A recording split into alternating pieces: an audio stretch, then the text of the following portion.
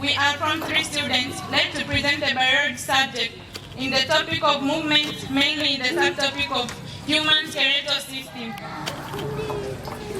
The human skeletal system is an endoskeleton, which basically means that the internal structure is found inside the body of an organism, which is contrary to the exoskeleton. The internal structure is found outside the body of an organism. The human skeletal system has 2 connective tissues, which are cartilage and bone.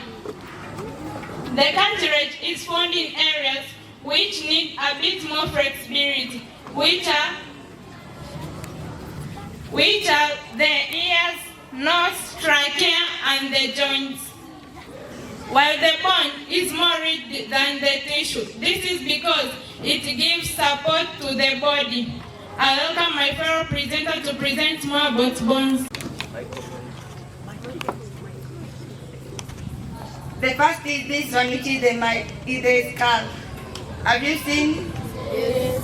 The second one is the sternum, which is the line which is between here. This one. Have you seen it? Another is the rib cage, which is this one, the lines that are passing here. They are found by here in your body. Also, there is the vertebral column, which is this one. It's found at the back of your body. Another is this one, the bone that is found from here, that is found from your arm.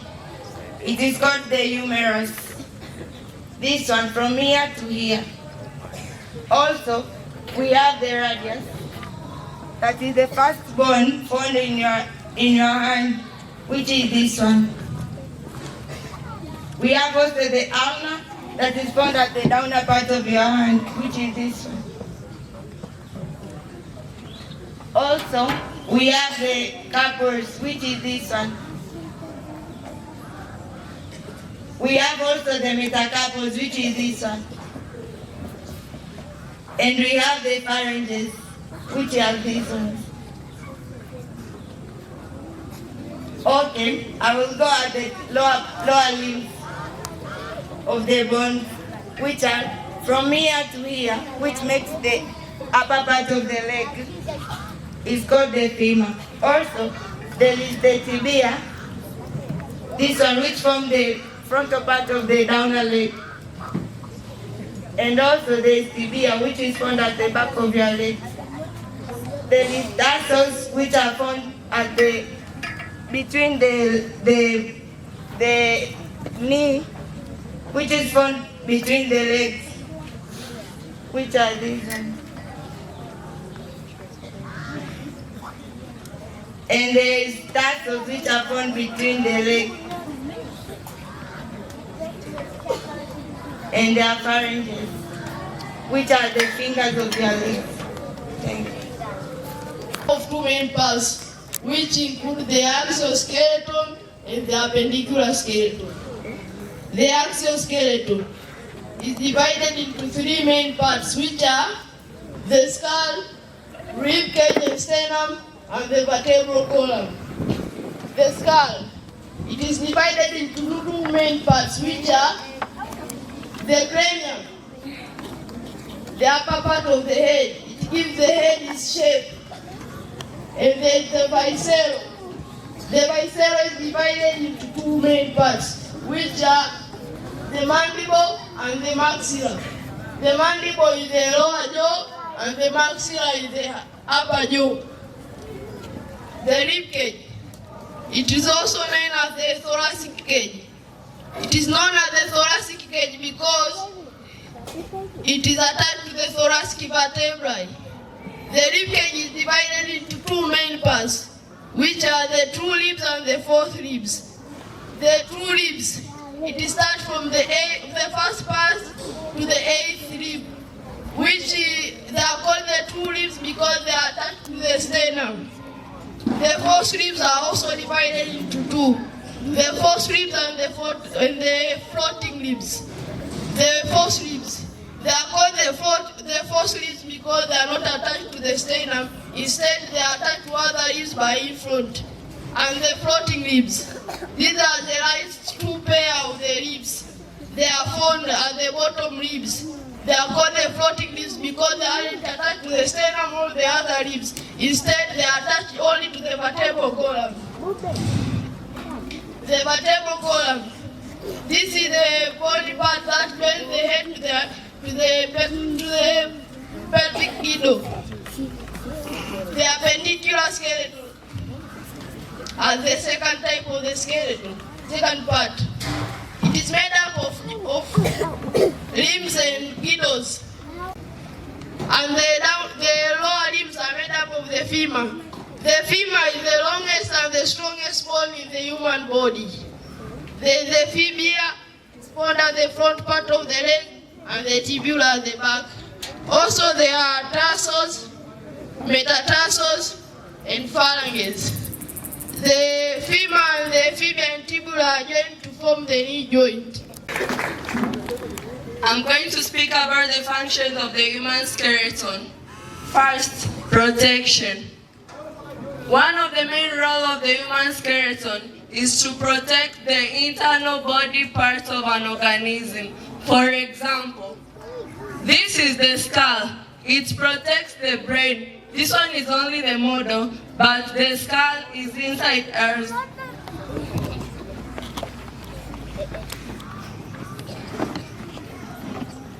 Also, this one is the model of the brain, which is preserved inside the skull so as it can be protected. Also, the ribcage, this one here, we can also refer it, this one. While the sternum, this one here, this one, and the spine. This protects the heart, lungs, and many blood vessels that transport blood. This one is the lung. As you can see, these ones are protected by the rib cage and sternum. The second point is support. The role of the skeletal system is to support the body by creating a framework that maintains the shape of the body. As you can see the skull, this is the model one. It's not the real one, but it's just a model. This one helps to make the shape of the head. As you can see our heads, this is because of the skull. This is because of the skull. That's why we have shapes in our head. Also, the third one is that movement. The skeletal system provides the surface area for attachment of muscles that help in voluntary movement like walking. As you can see, I'm walking. This is because of the skeletal muscles. Thank you. I'll welcome my brother to speak more about the joints. I introduce the meaning of the joints, then I'll go to the types of joints. By starting, joints, this is a point where one bone and another meet. We have two types of joints. The first one is immovable joint or fixed joint. And the second type is movable joint. What is a immovable joint? It's the joint that does not allow any movement to the part of our body. For example, of the immovable joint, we have here, as we have said, there's statues. These they are found in the skull that they never move anymore. Also, we have immovable joints whereby it includes hinge joints. Hinge joints it articulate from with femur and radius ulna. When they articulate, we get there the elbow joint, which help the movement of one part of the body in one direction. As you see here there is elbow joint, which helps me to move my hand in one direction, but I never turn this way my hand. Also, we have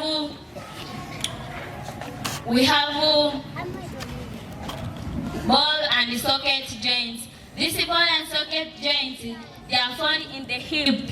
For example, when you see in your body, Hip, where are they found? You can see those ball and socket joint. Hip is found here and it allows the movement of shoulders. So when my shoulder moves, as you see me here, it means that I've been supported by socket and ball joints. Thank you so much. Any questions so far?